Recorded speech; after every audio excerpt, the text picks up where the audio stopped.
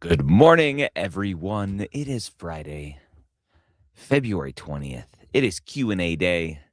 That means I'll be here for the next 55 minutes answering your questions. What do you got going for me today? It's crazy. It is almost application season again.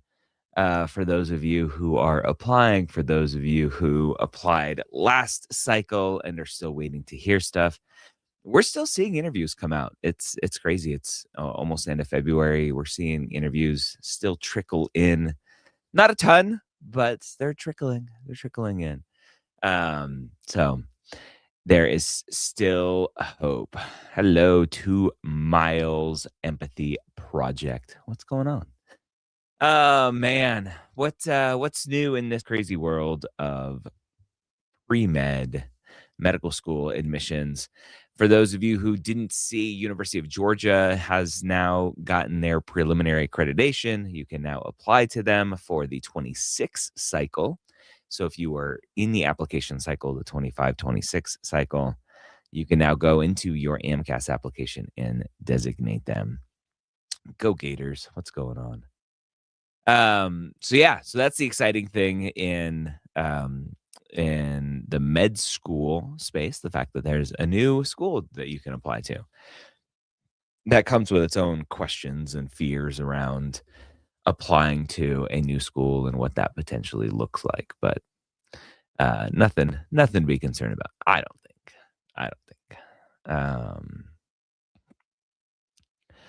All right. Let's get these questions flowing. Let's see what's going on out there. Oh man. If you haven't yet checked out our new AI essay feedback tool, it's a tool that we developed over the course of a couple months to give you feedback based on my book. We basically trained an AI on my book. So it's not just generic ChatGPT or Claude giving you generic recommendations. It's actually what I would recommend or what our team would recommend for your essays. You can go check that out over at medicalschoolhq.net under our free resources tab. That's where that would be hiding. Let me see if I can share that real quick. So I'll share my screen. So on the website, under free resources, this personal statement AI, come in here, doesn't cost anything. It'll validate you by your email address. This lets you kind of save drafts over time as well. But yeah, go check that out.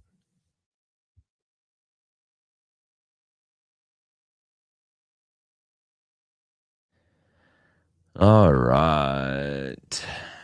I have a 3.4 GPA. I need to know more than that data. What is a 3.4 GPA? I do not know what a 3.4 GPA is. Is it? I talked to a student yesterday, literally this exact situation, 3.4 GPA. I was like, well, what does that mean? What are the trends? I'm like, did you start high and you've gone down every year? And they were like, yep, that's me. I'm like, okay, that's not a good situation. If you were a 3.4 and you started low, but then you've gone up every year, that's a different situation. And so I need more than just the 3.4. Taking the MCAT in August, preparing for the best score I can get, doing a post-bac next year. What's your advice for best chance at USMD? All right, so it looks like we got that upward trend there. Yeah, I mean, there's no special sauce, right? It's everything I talk about every week. It's you need good clinical experience, you need some non-clinical volunteering, you need some shadowing, recency, consistency with those things. It's not just gathering the hours. And it can't be, again, I talked to a student yesterday who doesn't have any clinical experience. And they were like, well, I'm doing that during my gap year. I'm like, that's after you apply. The whole point of these hours is to have them for your application so that you can um, so that you can write about them, you can reflect on them to get going there. So yeah, it's all the normal stuff, all the normal stuff. And then obviously being a Canadian, it adds the extra complication of just there's limited schools that you can apply to. See, that's why you guys should just become the 51st state, and then then it'll be easier for you to get into med school. If a majority of prereqs were done over 10 years ago, 3 upper level bio courses were completed in 2020, 2021, how should we navigate applying to schools that want recent prereqs? You take more prereqs. If a school says, hey, prereqs need to be done within the last 5 years, within the last 3 years, whatever that school's rules are, those are the rules that you have to play by. It's really that simple.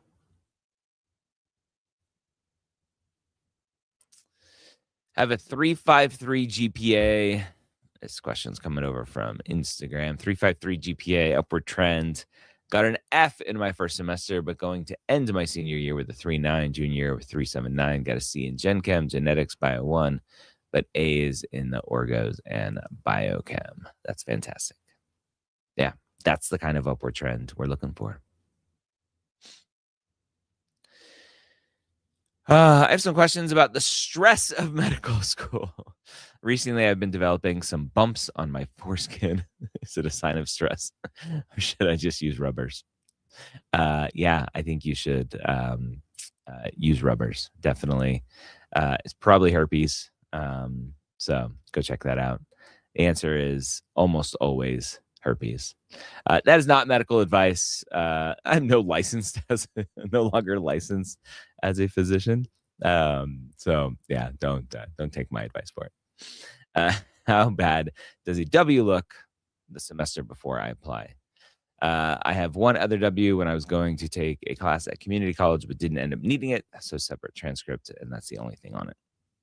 Yeah, well, that W is still going on your medical school application, right? So you still want that on there. Um, if you have two, one is a really good reason. I would be prepared to explain it, but after that, I wouldn't stress too much about it.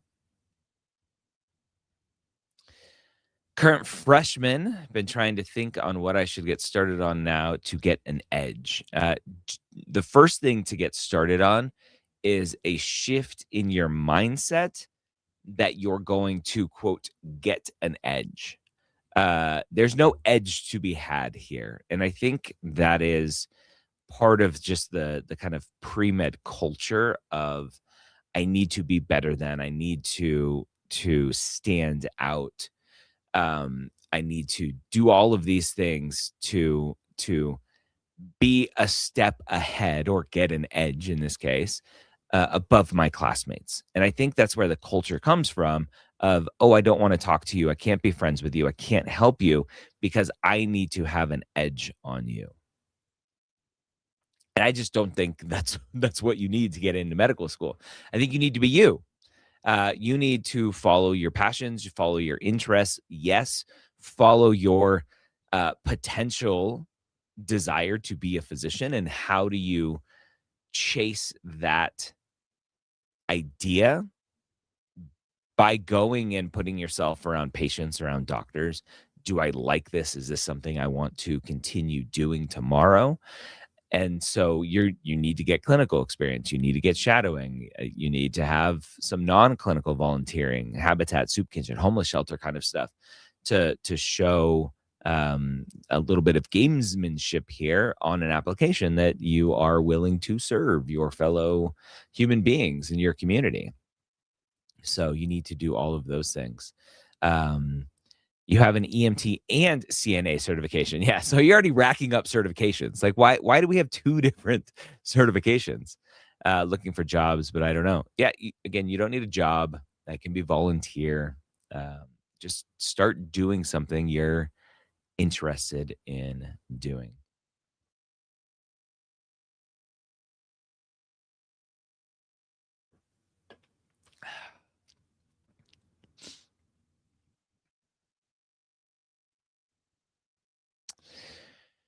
I think I have a good story. Why medicine that is genuine to me? Great. I have a hard time putting into words. Put it into words. Use our new AI feedback tool for your personal statement specifically. Again, it's free over at medicalschoolhq.net. The only thing I'm missing is maybe a bit more clinical and interview experience. We can help you with the interviews, right? We have a team of amazing advisors who are former directors of admissions or admissions officers at medical schools. So you can go check that out. But yeah, I think the number one reason we see students with good stats not getting in is lack of clinical. So just be careful with that. How bad does getting most of my shadowing right before applying look? Looks like you're checking a box. Um, so I think obviously getting it is better than not getting it. And unless you have a time machine, it is what it is. So just be careful there. Where can we find secondaries for the 26 cycle? All of our secondaries are, again, on the website, medicalschoolhq.net. We try to keep it as updated as possible. SDN, Reddit, every site has their own version of a secondary database. Um, most of the databases, or most of the secondaries rather, don't change from year to year. So you should be good. Hello, Joy Villa. I'm a non-trad 39. How long do the prereqs take to complete? Depends on how many you need.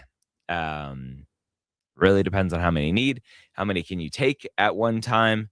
Right. The general kind of timeline with Gen Chem, Gen Bio, Organic Chem, Biochemistry, Physics, English potentially for some schools. Some schools have a math class requirement. You're looking at probably a year and a half or 2 years just doing those. Maybe a little bit faster if you can handle that workload. Faraz, if I graduated in 22 and I'm planning to apply for the 27 cycle, would I be fine for the 5-year prereq cutoff? I don't know. I don't know. I don't know when the counter starts or stops, right? Because technically, if you graduated in 22, a lot of those prereqs were done in 20, 21, or not even 18, 19 rather, right? Your freshman, sophomore year. I don't know. I don't know how schools determine that. So just reach out to them and ask. That's the best answer. Go straight to the horse's mouth. All right. Is medical interpreting at a foreign country, in a foreign country, counted as clinical experience? Yeah, medical interpreting is interesting, right? It's a little bit more non-traditional. Are you really doing something? You are interacting with a patient, you're interacting with the provider, whoever that might be in that situation. Um, I count it. I say include it as clinical. At the end of the day, it's the medical schools that decide whether or not they like it or not. So do it and see what they say.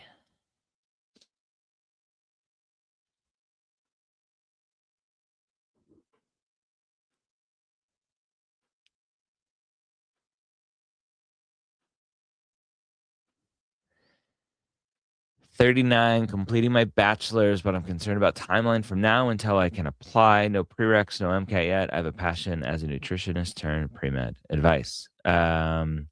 Yeah, it seems like you're stressed about the timeline, uh, because you're 39, and my advice is you're gonna be 40, you're gonna be 41, you're gonna be 42, right? The clock never stops unless, again, you have invented some sort of cool time machine.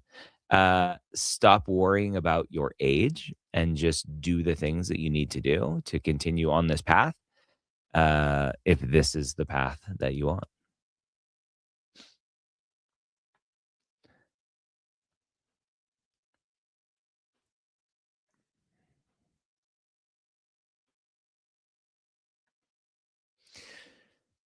All right. Keep those questions coming. Some good ones today. Let me go back over to Instagram, see if I missed anything over here.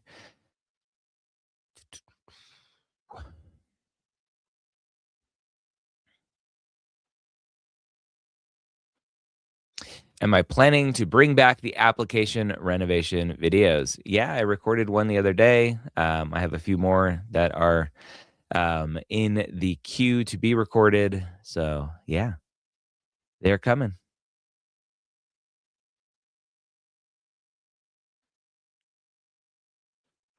For those who don't know, applicationrenovation.com will take you to our YouTube playlist. It's a series that I started several years ago after a call with a student. I was basically doing an application renovation on her. She wasn't getting any kind of traction with her application cycle. So uh, she booked a call. We talked through her application, and I was like, "These are fun." Like, she's like, "Oh, this is so valuable." And I was like, "I should make like a series out of this on YouTube." She's like, "Oh yeah, you can call it application renovation." I was like, "Done." So, be great. If we were in Application Academy in a previous year, can we have access to those recordings? You should still have access to those. I'm Welsh. Hi, Welsh. In 2008, whilst working as a stonemason on a very old property, I laid an egg. Okay. So we're dealing with a non-human here, non-mammal. Although, what's the one mammal that lays an egg? The platypus? Is it the platypus that lays an egg? A solid, fresh egg. To this day, I can't explain what happened. Is it medically possible? Well, Welsh, I think the question is, how did the egg get there in the first place? Um, Maybe through some uh, activities, an egg ended up where it wasn't supposed to end up. And that is it. Uh, I'm from Wales. My name is not Welsh. I assumed that, but it was fun to call you Welsh. Thank you so much for answering. I love your advice and channel.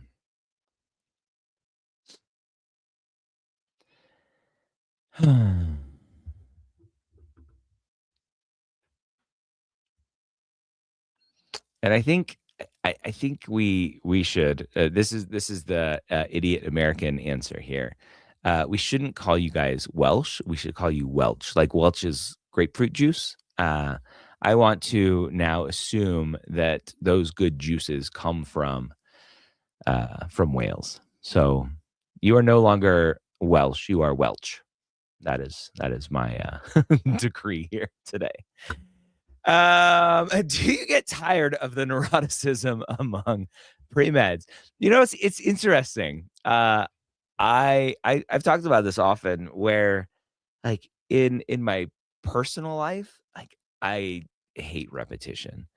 Um and it's very interesting that here where I'm answering the same questions multiple times a day, every week, it's just different. I don't know.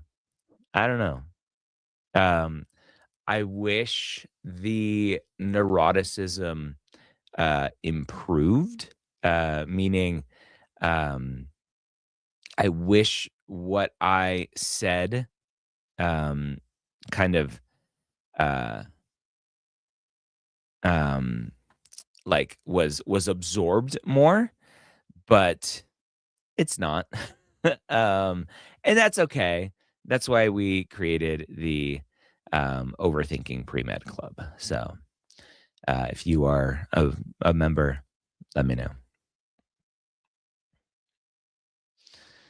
All right. Our friend Welch. Okay, it does help, to be fair. You think the egg was put there rather than I created it. Probably. Probably. Most likely by aliens. I don't know if you all saw President Obama, former President Obama, all but confirmed that aliens exist. Um, or actually, Obama talked about aliens, and then President Trump all but confirmed that aliens exist because he said that Obama gave out confidential or classified information. So probably put there by aliens. If applying to out-of-state schools, when should we show significant ties? In secondaries, if possible. If there's anything in a secondary about why you want to go to that school, that's where that would come from. Some schools do ask in a secondary. They'll send you a specific question as an out-of-state resident. Our friend, keeping the egg story going. I buried the egg and a tree grew the next spring. See, here is where humans are stupid, right? This egg came from aliens. It is a precursor to an alien invasion. And you all but gifted them access to our Earth, our terra firma.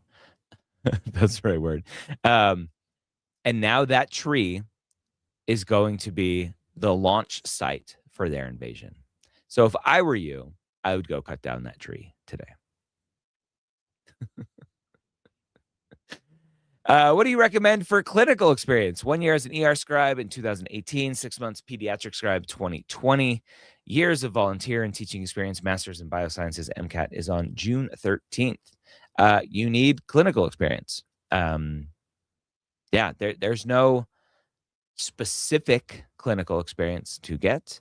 Go put yourself around patients as often as you can. Obviously, medical assistant, CNA, EMT, those all require typically some certification. If you live in a state that doesn't require certification, for medical assistant specifically, that's always the one caveat. That's even better. Go find a place that will let you volunteer as a medical assistant. Hey, Dr. Gray. What's up, Stephen? I want to ask about the focus on personal statement activities. I'm worried if there's too much repetitiveness between the two, and if you have insight on how the two should have different focuses. They should have different focuses. Your personal statement is, why do you want to be a doctor? Period. End of story. Why do you want to be a doctor? Tell me about the experiences that you had that led to you wanting to be a physician. Typically, our version of that is typically anecdotes where you are working as an EMT, as a medical assistant, as a CNA, and you're describing a situation, a specific encounter where you were interacting with a patient, and it's confirming for you why you want to be a physician. And so you have that experience in your personal statement with the lens of, here's why I want to be a doctor. Your activities might have and should have the same experience that you just wrote about in your personal statement, but it's through the lens of, what have you been doing with your time and what does it mean to you? What did that activity mean to you? What impact did it have on you? What impact did you have on it? Your activities should not be an extension of your personal statement. Your activities should not be more why medicine. Your activities are, here's what I've been doing with my time: medical, non-medical, hobbies, philanthropy, right? Social justice, all of the different categories you have there. Here's what I've been doing with my time. Here's what it means to me. Here's the impact that I have on those activities. Two separate purposes. Yes, there will be overlap because your medical assistant job or volunteer activity will show up likely on your personal statement or whatever clinical experience it is that you have. It will show up on your personal statement because you're using that experience to show why medicine. But in your activities, you're just talking about the experience standalone and talking about that specific experience and what it means to you, not in the lens of why medicine, but just in general.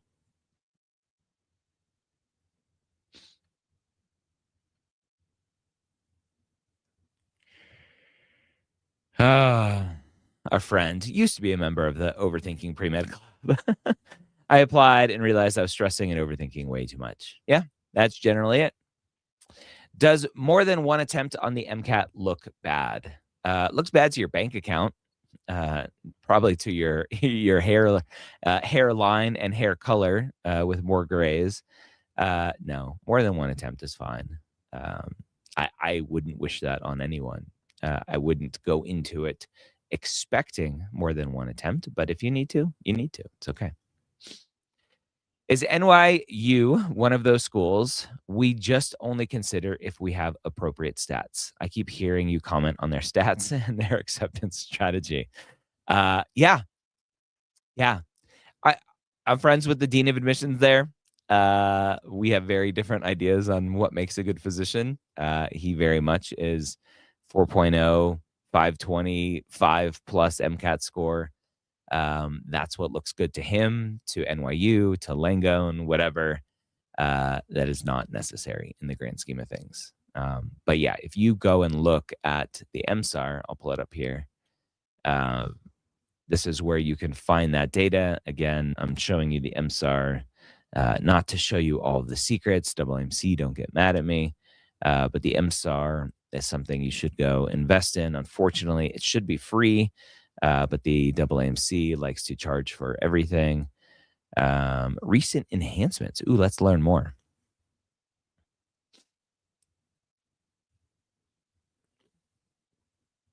That is not an enhancement. I hate the new organization. Yeah, so these are all changes that happened already. So if we look at Grossman here and at their this data. All right, so you look here, their 10th to 90th percentile, pretty tight range, 520 to 526 with median at 523. You look at their GPA, same kind of deal, 3.9 to 4.0. Science GPA a little bit lower. They're looking for super high stat people. They don't have a lot of wiggle room. Just to kind of show you the difference potentially, I'll show one other school. Let's look at Icon. So if we look at Icon, I don't know what their data is going to look like, but yeah, you can see here much bigger range here. 514, 10 percentile, 525, 90th percentile. Most likely same thing here, right? Much bigger range, 377 to 40, 367 to 40. NYU is almost purely stat driven. Doesn't make it wrong. I don't necessarily agree with it. It's just what they look like. I just answered this question. No. Do you think schools starting before the July 1st cutoff will get grandfathered into the old federal loans? I don't know. I honestly haven't been keeping track of what schools are doing, what they're trying to do. Are they trying to meet those cutoffs? I mean, if they're starting before that cutoff, then I mean, theoretically, yes, right? That's why they're trying to start earlier, and several schools are trying to start earlier. So that's the goal. How much do AdComs like military service, and is there a difference between how it's viewed at MD and DO schools?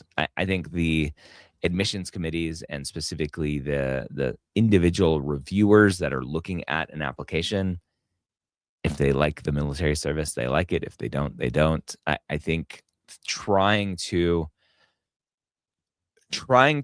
paint with broad strokes here is a common mistake that everyone makes in this process. So when you ask a question like, how much do AdComs like military service? I think that's the wrong question. The question is, I have military service. How am I going to portray that on an application, what has it meant to me? The adcoms can take it or leave it. You have no control over what the adcoms do. The only control that you have is what have you been doing? And then how do you formulate those answers, those essays on your application? And that's what we're good at, right? That's what we thrive at medical school headquarters with our advising team is that story. What does that actually mean to you?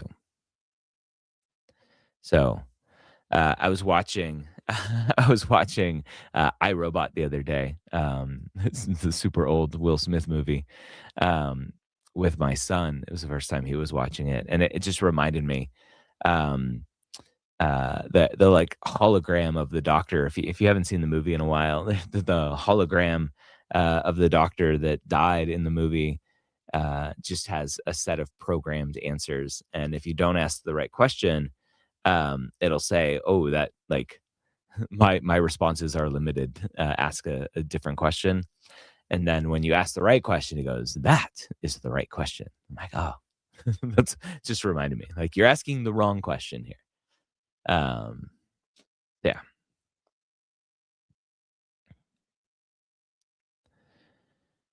Oh, is anyone watching the Olympics? Any any fun Olympic drama you guys been seeing? Is this a troll? Our egg layer? Nah, he's not a troll. A great film, Smith on a treadmill, running to Bob Marley tunes forever in my mind. Oh yeah. Would you recommend during gap years doing a research job before doing an SMP with GPA 2.9? No. Focus on your grades. I wouldn't take extra time just to do a research job for the application. If you're doing the research job because you need to do the research job because it's gonna pay you well and you want that money, that's a different story. Do what works for you financially in your life, etcetera, but don't do the research job and delay everything else just because you think the research job is gonna help you with your applications.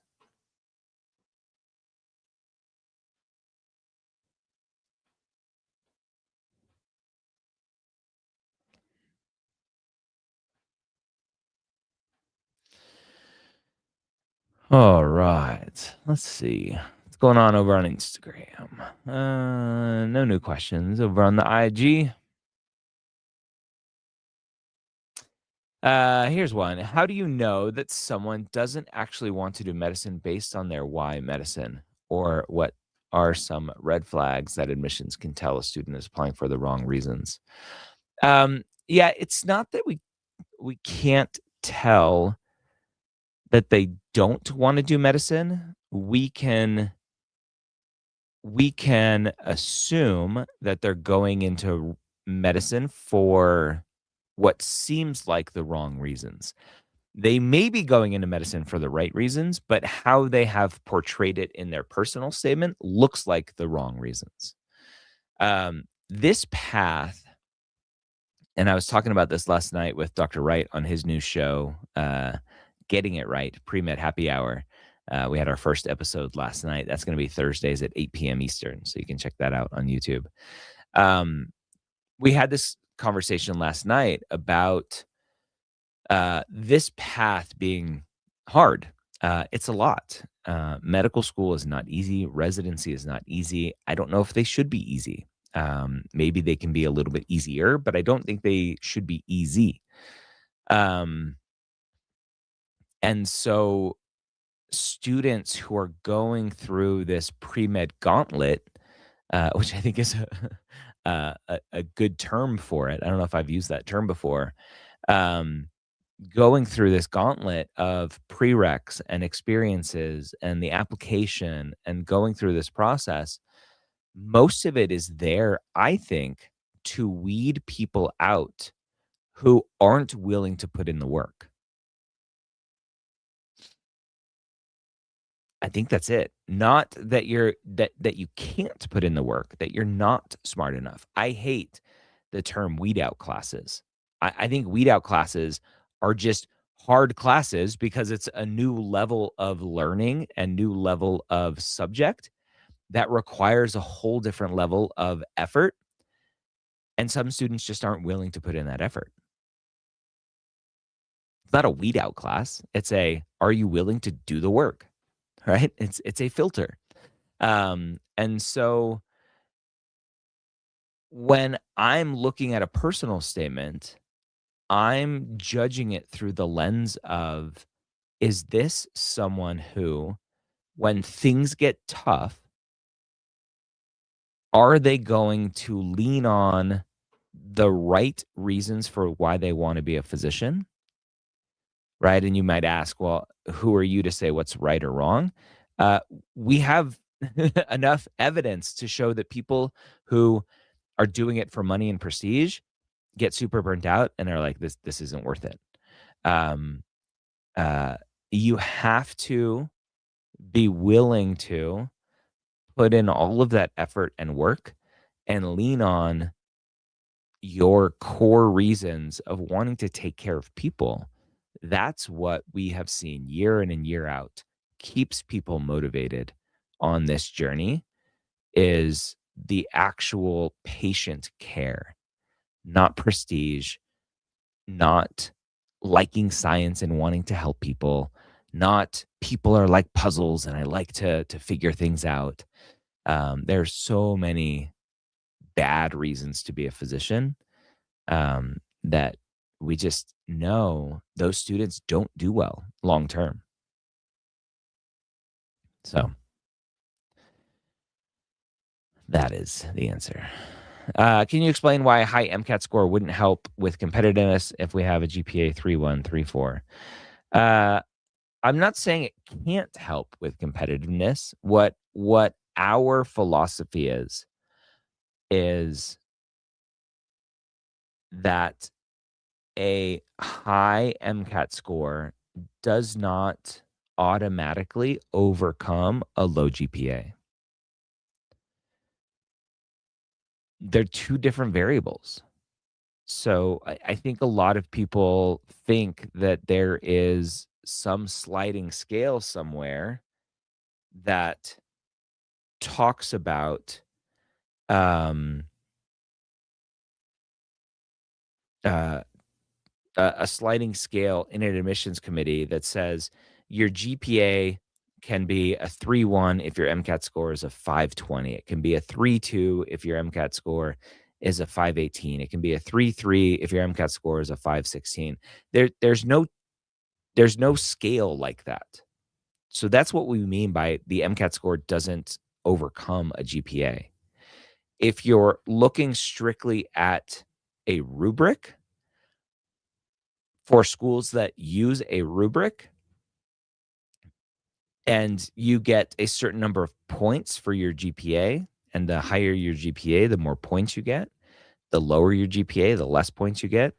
The higher your MCAT score, the more points you get, right? Strictly from a math perspective on a rubric, then yes, a higher MCAT score helps a lower a lower GPA. But with that same logic, a higher MCAT score overcomes a lower clinical hour score, right? So that's where a lot of this idea that the MCAT score can overcome a GPA comes from, is strictly from just math of a rubric. And again, I can't speak for every medical school out there. There are schools that maybe they do like a higher MCAT score in place of a lower GPA. But big picture, we don't see that across the board. With a lower GPA, 2.9, really strong in all other areas, would you recommend SMP or post-bac? What advice do you have for such a student? My first piece of advice is figure out why you're struggling with your GPA. The worst thing that you can do is jump into more classes and continue to get a 2.9 GPA. So that's the first question, is you got to fix what was broken or what is broken. So yeah. Post-bac, undergraduate level post-bac work generally is what we see is better. A lot of students go the master's route, whether it's SMP or regular master's, hard science master's, not like an MPH, for financial aid reasons. I initially thought the person was talking about failure because I think the expression laying an egg means failing, but is this person seriously saying they laid an egg as it came out of them? Jesse, you're just catching up to that. That was like 20 minutes ago. No, I think that was just probably some 10-year-old in potentially in Wales, as they said, just being stupid. But it was fun.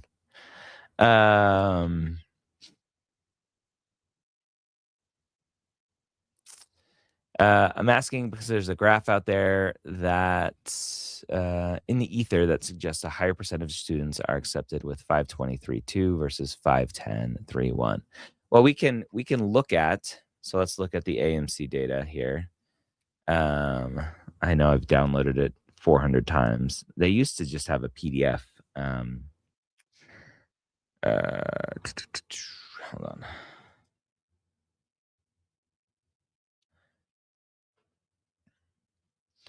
So it's the, if you guys haven't seen this data, I'll share my screen here for all of it.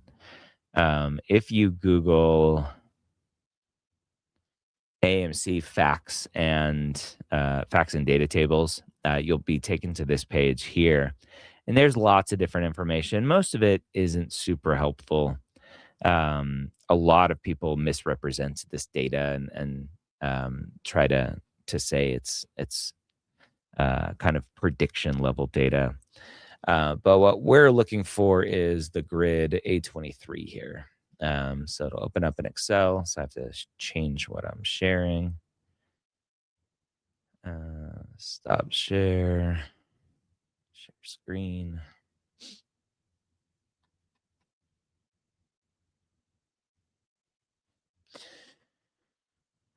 All right. Where did my... There it is. All right. So if we share this now, this is what most people are typically referring to when they look at that data.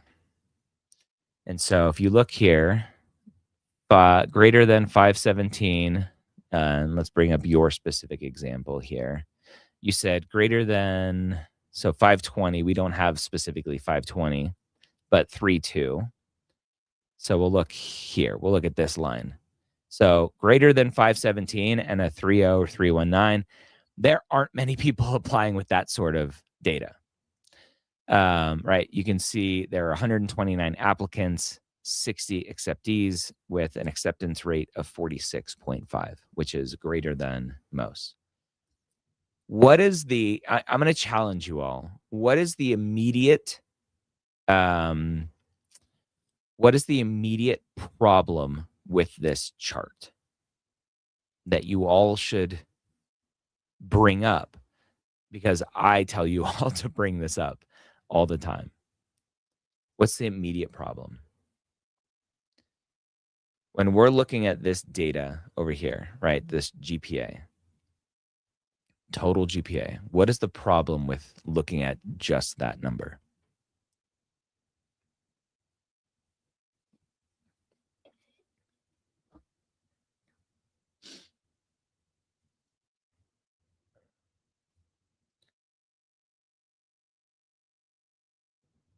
I'll be like the teacher in the front of the class that just waits. Trends unknown. Exactly. The trends are unknown here. So this could be, right? We had our friend here that asks, I have a low GPA of 2.9. This could be a student who has a 3.0 GPA because they raised it in a post-bac, but their last 40 credits are a 4.0. So we don't know what the story is here. And oftentimes when you get someone who's crushing it on their MCAT, they likely have improved. I talked to one of these students the other day, 518 on their MCAT, like 3.1 GPA with really no trends. I'm like, what's going on in class that you're not able to finish strong, but you can study for a really big test and do well? I think it's interesting. Friend Megan, hey Dr. Gray, I got another interview invite recently. It brings me to 7 interview invites out of 8 ACOMAS schools. So yeah. And Megan also said there is no trend data. All right. So back to this original question. So the question is, right, students are accepted with 523.2 versus 3.1. So let's do this. So let's highlight this one. Make it stand out there. It's this puke green. And then let's go down to the 510 with the same GPA. And you can see they're accepted almost 10 percentage points lower. Is that because their MCAT score is better? Maybe. Maybe that's the only reason. And therefore, we can try to say, yeah, a better MCAT score increases your chances. If you've ever heard me say, I always say a higher MCAT score always helps. A higher MCAT score always helps. So yeah, I mean, you could look across the board, across the same GPAs, it goes up and up and up and up and up. You'll never find here, I'm just glancing to make sure never means never. You will never find except, oh, look at here. That's a higher acceptance rate than that. So never say never, right? That is a higher acceptance rate than that. So would you tell someone based on this data, hey, if you have a 2.9 GPA, don't shoot too high on your MCAT score because 510, 511, 512, that's good enough. It's actually better acceptance rate than 517. And nobody in their right mind would tell anyone that. So this data should not be used to predict anything. This is just data that shows what was. And we have a huge limitation that we don't know what the trends are in the GPA data. And obviously, we don't know the rest of the application. There's so much more to the application.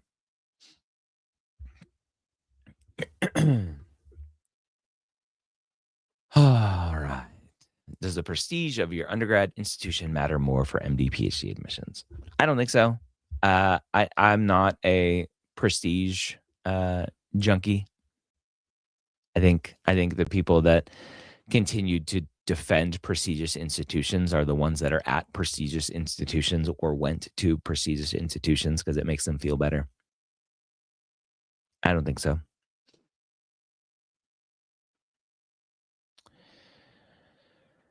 All right, friends, I'm going to end there. I hope you have a wonderful day, a wonderful Friday, a wonderful week. Medicalschoolhq.net. Check out our free resources, including our new free essay personal statement tool. If we get more people using it, if we get more feedback on it, number one, it makes the tool better. But number two, we can know if it's something that we should continue to build out for other things like the activity section or secondaries or all that other stuff. So yeah, go check it out, medicalschoolhq.net. Go check out the Premed Years podcast. We have some great guests coming, including one of my good friends, Dean of Admissions at Larner College of Medicine at University of Vermont. I have lots of great people. So go check those out. All right, everyone, have a great week. See you soon. Bye.